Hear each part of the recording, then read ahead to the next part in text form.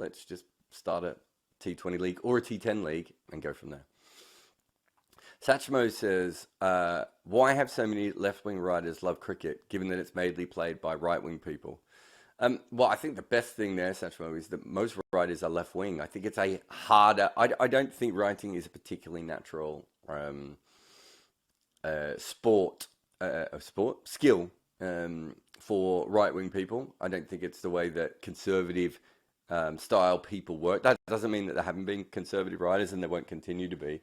But as a general rule, I think writing is probably done better by people with a more open mind, more curious, more left-brained for whatever reason that may be. People who have empathy, people who are willing to open up, all those sorts of things probably come from a more left-wing space to begin with.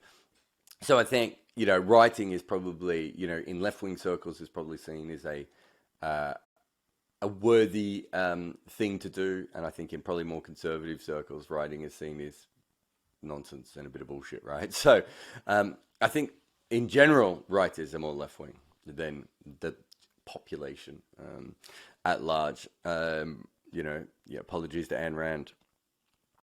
No apologies to Ayn Rand. She was an absolute shit writer. Incredible that people still read her books. Her books are unfucking readable.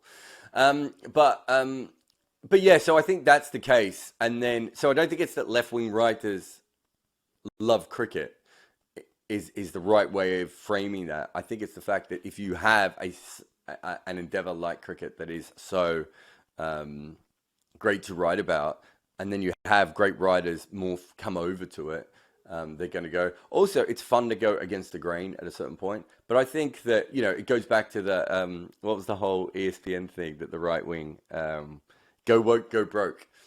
You look at the ESPN writers, and you do think this is a incredibly left-wing collection of writers at ESPN in America, although you could put Cricinfo in that as well.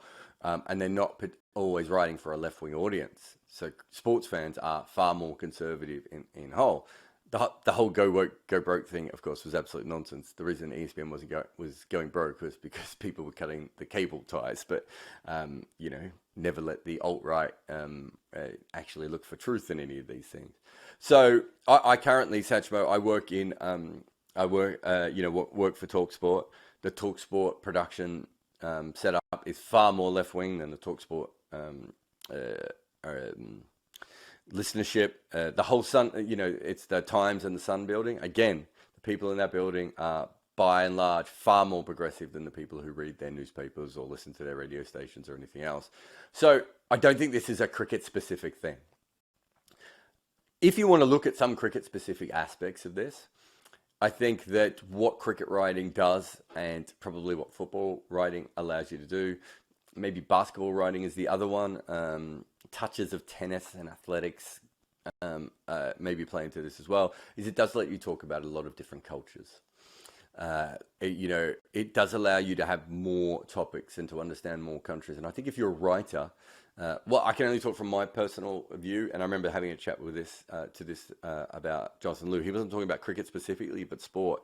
Sport allows Jonathan Liew to talk about economics and business and PR stuff and social problems and moral problems and ethics and all these sorts of things in a way that a lot of other news-led writing doesn't allow you to do. So I do think that cricket in that, if you look traditionally, probably from World War II through to now, if you're a good writer and you like cricket, it kind of sucks you in because, the ability to write about the subcontinent, the ability to write about the West Indian Islands, the ability to write about South Africa, the ability to write about, New Zealand and Australia and the cricket teams and how the cricket teams have shaped their culture and all these different things, and now Afghanistan and Brazil and Thailand and Nepal. So I do believe that there is an element of that, but just as a very, very general rule, Satchmo, I do think that people writers are more left-wing than quite often the audiences they're writing for.